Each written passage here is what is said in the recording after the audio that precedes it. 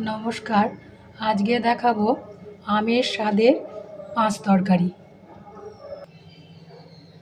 পাঁচ তরকারির জন্য আমি ডাঁটা এরকম কেটে নিয়ে ধুয়ে নিয়েছি, আর ঝিঙে নিয়েছি। ঝিঙেটা আগে ধুয়ে নিয়ে তারপরে কেটেছি, শিটটা বাদ দিয়ে দিয়েছি। এতে কি হয়, ঝিঙে সবটা গলে যায় না, একটা একটা থাকে। আর নিয়েছি রাঙালু, মিষ্টি কুমড়ো, বেগুন, কাঁচা লঙ্কা। মিষ্টি কুমড়োটা আমি খোলা ছাড়াইনি, এটাও রেখেছি এইরকম যে মিষ্টি কুমড়োটা একবারে তরকারির সাথে গলে যাবে না। এই রান্নাটা আমি খুব কম তেলে করব, সেই জন্য প্রথমে আমি তেল দিলাম না, দিয়ে দিলাম ডাঁটা,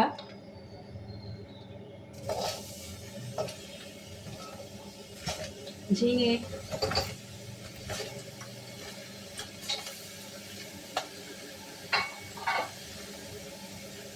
বেগুন, কুমড়ো, রাঙালু, কাঁচা লঙ্কা। এটা চচ্চড়ি হবে, তাই প্রথমেই পরিমাণ মতো নুন দিয়ে দিলাম।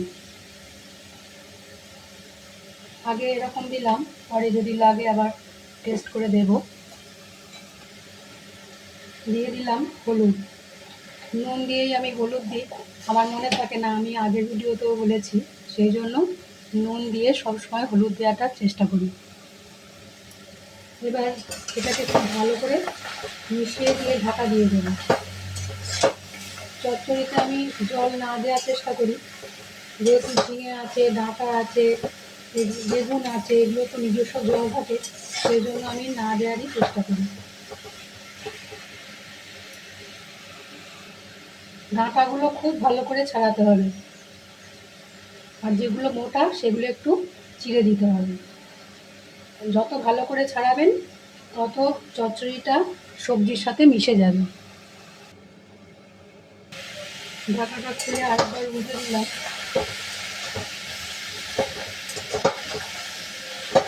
এটা ভীষণ কম আঁচে করতে হয়, তাতে জলও বেরোবে, আবার সবজিগুলো সেদ্ধ হবে।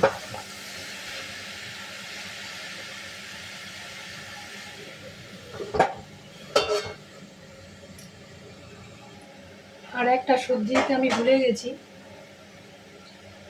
কচুটা দেওয়া হয়নি। কচু ছাড়া চচ্চড়ি হয়ই না। কচু চচ্চড়িতে মিলমিশ করতে সাহায্য করে। দেখুন, আমি এটা কমিয়ে দিয়ে ঢাকা দিয়ে দিয়েছিলাম, অনেকটাই জল বেরিয়েছে। এটা খুব কম তেলে করব। দেখুন, দিয়ে দিলাম সামান্য ধনেপাতা। এবার এর মধ্যে দিয়ে দিলাম আদা বাটা, ধনে জিরে গুঁড়ো,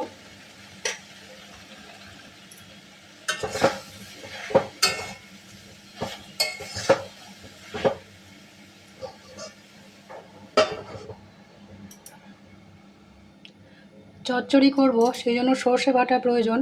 আমি এরকম চচ্চড়ি করার জন্য ছোট সর্ষেগুলো নিই, এর স্বাদটা খুব ভালো আসে। এবার সর্ষে বাটা দিয়ে দিলাম পরিমাণ মতো। আপনারা যে যেমন সর্ষে বাটা খাবেন সেই রকম দেবেন। সর্ষে বাটাটা মিশিয়ে দিয়েছি, এবার ঢাকা দিয়ে দেব। এবার দিয়ে দিলাম সামান্য পরিমাণ চিনি। দেখুন কীরকম জল বেরিয়েছে। ঝিঙে, ডাঁটা, কুমড়ো, ঝিঙে থেকেই বেশি জলটা বেরিয়েছে। এই ভাপে ভাপেই হয়ে যাবে। ভীষণ আঁচ কমিয়ে এটা করতে হবে, সুন্দর একটা গন্ধও বেরোচ্ছে। যারা মিষ্টি ছাড়া খাবেন তারা খেতে পারেন, কেননা কুমড়ো, রাঙালু, এতে তো একটা প্রাকৃতিক মিষ্টি থাকে।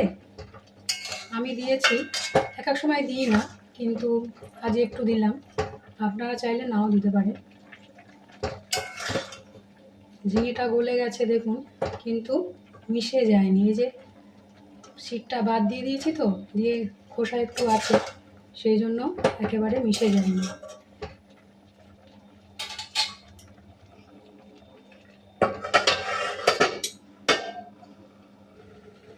সবজি প্রায় সেদ্ধ হয়ে এসেছে। এই দেখুন, কুমড়ো গলে গেছে, বেগুন তো গলবেই, বেগুন গলে গেছে, ঝিঙে গলে গেছে, ডাঁটাও গলে গেছে।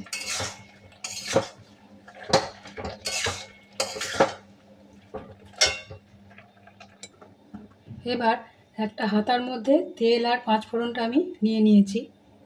কড়াটা ঢেলেও সাঁতলানো যেত, কিন্তু আমি আমার শ্বশুরবাড়িতে দেখেছি এইভাবে করতে, সেই জন্য এইভাবেই করলাম। এতে সুবিধাও হয়, বারবার ঢালা ওপর করতে হয় না।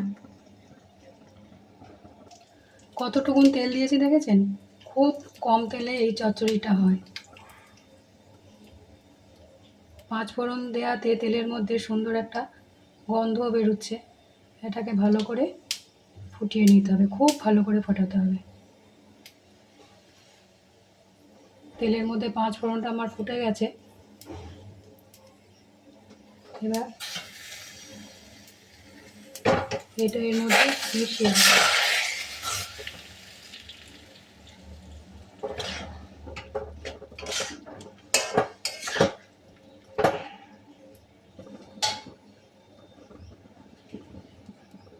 ফোড়নের গন্ধটা চলে যাবে, সেই জন্য ঢাকা দিয়ে দিলাম। চচ্চড়িটা আমার হয়ে গেছে। লাস্টে দিয়ে দেবো এই 8 চামচ আম তেল। এটাতেই পুরো স্বাদটা ঘুরিয়ে দেবে। যেসব বাচ্চারা চচ্চড়ি খায় না, এইভাবে করে দেবেন, চাটপট করে খেয়ে নেবে। একদম লাস্টে এটা দিতে হয়। এতে কী হয়, যে আমের ফ্লেভারটা থাকে, তো অনেক বাচ্চা সব খায় না, চচ্চড়ি শুক্তো খেতে চায় না। খুব সুন্দর গন্ধ বেরোচ্ছে। আপনারা করে খান, আপনারা জানাবেন। আপনারা তো অনেকভাবেই চচ্চড়ি খেয়েছেন, এইভাবে করে খান, খুব ভালো লাগবে। গ্যাসটা একটু বাড়িয়ে দিই। আমার শাশুড়ি মা বলতেন, চচ্চড়ি তলায় না লাগলে ভালো হয় না। চচ্চড়িটা কত কম তেলে হয়েছে দেখেছেন? কচুটাও খুব ভালো, একদম লাস্টে দিয়েছি, মনে ছিল না, গলে গেছে। সবজি আলাদা আলাদা করে ভাজতে গেলে প্রচুর তেলও লাগে। এখন তো যে কোনো তেলই খাওয়া উচিত নয়, সেজন্য আমি যতটা পারি কম তেলেই করি। কিন্তু আমি অনেকগুলো ভিডিও আবার বেশি তেলেও করেছি, সেই সব ক্ষেত্রে করতে হয়, তা নাহলে খেতে ভালো লাগে না। কিন্তু এগুলো তো উপায় আছে, কম তেলেও করা যায়, সেই জন্য এইভাবেই করেছি। আপনারা খান, খুব ভালো লাগবে। একটু টেস্ট করে দেখি। অপূর্ব হয়েছে। লাস্টে এইভাবে সবজিগুলো একটু মিশিয়ে দেবেন।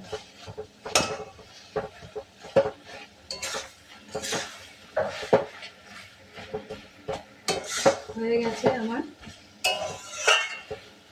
আমের স্বাদের চচ্চড়ি। এটা সম্পূর্ণ নিরামিষ। ঠাকুরের ভোগও দেওয়া যেতে পারে, বা যে কোনো নিরামিষ অনুষ্ঠানে এটা করা যেতেই পারে। দেখতেও ভালো হয়েছে, খেতেও খুব সুন্দর হয়েছে। দেখেছেন চচ্চড়িটা কীরকম শুকনো শুকনো হয়েছে? ঝিঙেটা সব সময় আগে ধুয়ে তারপরে যে কোনো তরকারিতে দেবো, তাহলে এই শুকনো ভাবটা চলে আসে। হয়ে গেছে আমার চচ্চড়ি। ঢাকা দিয়ে দিলাম, গ্যাসটা অফ করে দিলাম। রান্না করার পর যে কোনো সবজি, ডাল, মাছ করে সঙ্গে সঙ্গে ঢাকা দিয়ে দেবেন, এতে গ্রেভিটা ভালো আসে। বা যখন চচ্চড়ি করবেন তখন একসাথে যে একটা মিশ্রণ, ওটা খুব ভালো আসে। আজকে রাখি, আবার দেখা হবে।